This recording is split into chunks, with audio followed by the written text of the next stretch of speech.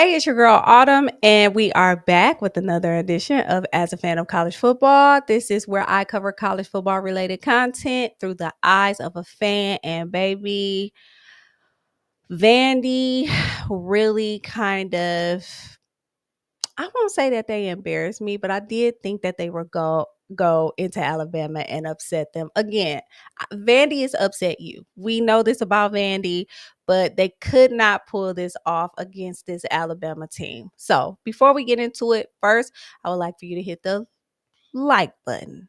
I would like for you to hit the subscribe button. I would like for you to share the video. And I would like for you to hit the notification bell so that whenever I'm in these YouTube streets, you will know what's up. You'll be the first to know. So, again, honestly, I thought Vandy was going to upset Alabama because they are definitely upset you. And I was wrong.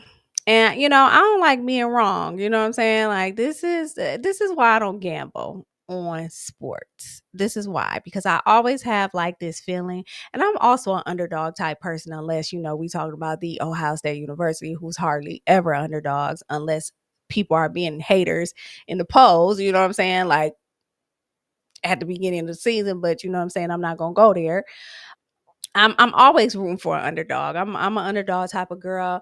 I think I kind of wanted Vandy to go in there and win, and they didn't.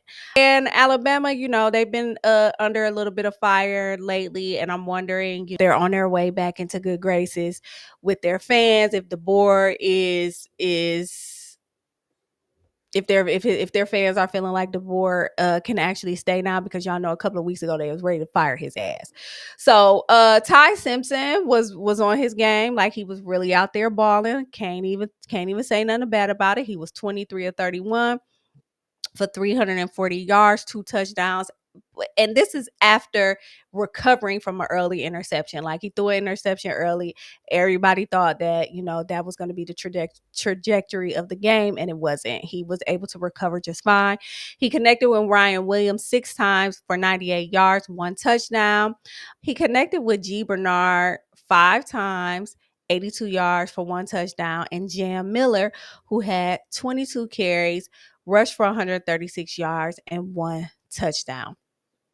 All of that with the offensive line looking extremely shaky. I mean, again, I'm just finished talking about Texas having a bad offensive line. I've been talking about bad offensive lines for a long time because he was sacked 4 times. Like, I don't know. I feel like anything more than 2 sacks, we have to start questioning what in the world is going on.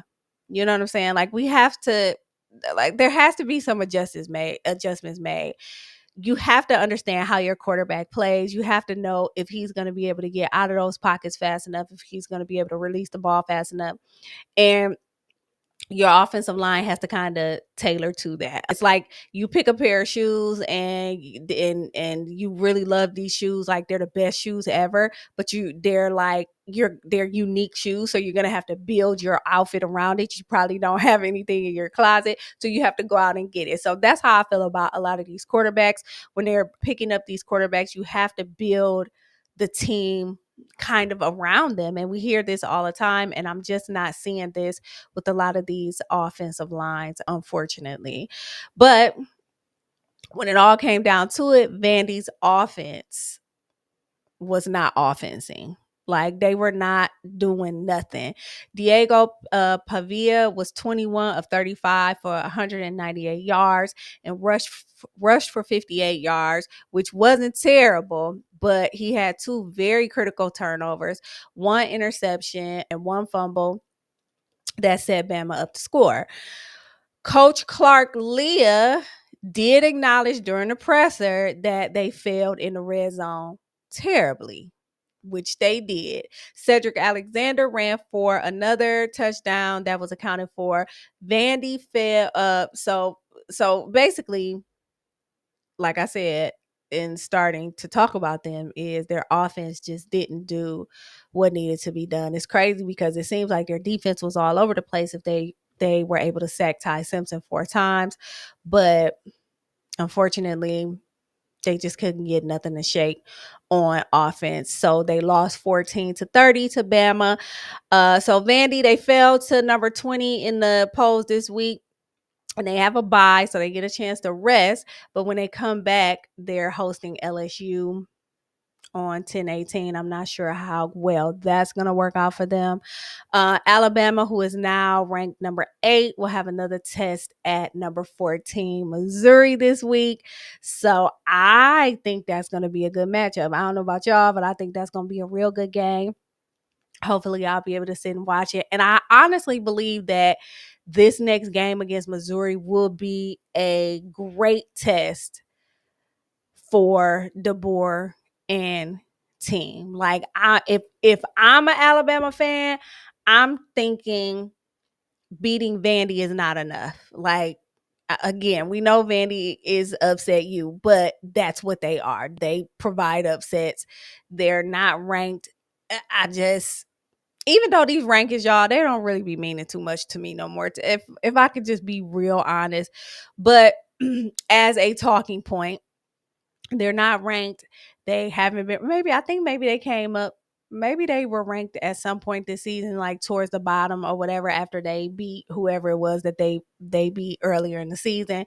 But that's neither here nor there. So I want y'all to tell me. Let me know in the comments. Is this win good enough for Alabama fans to bring Coach DeBoer back into their good graces? That's what I want to know in the comments.